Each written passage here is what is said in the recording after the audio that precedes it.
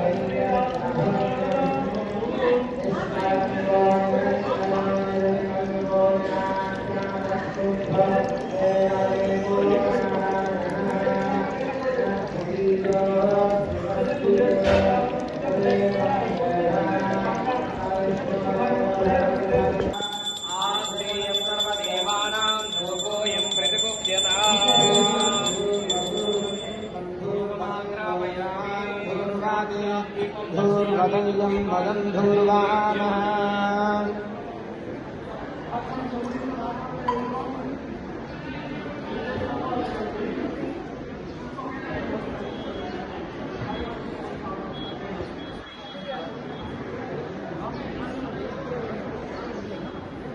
जन्मः तत्किं पद्मेन वर्षिं ददामि अमृतमस्तु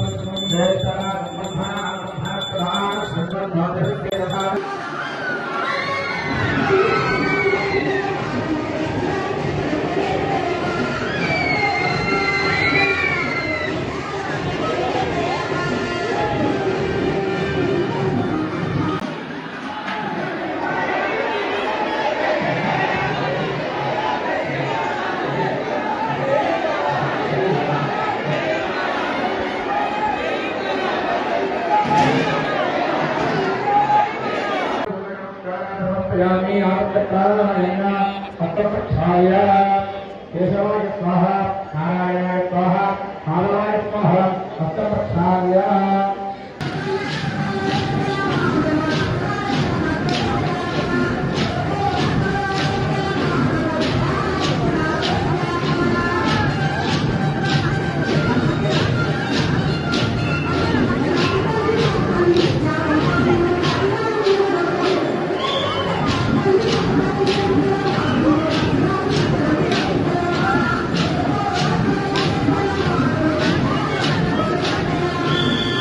Thank you.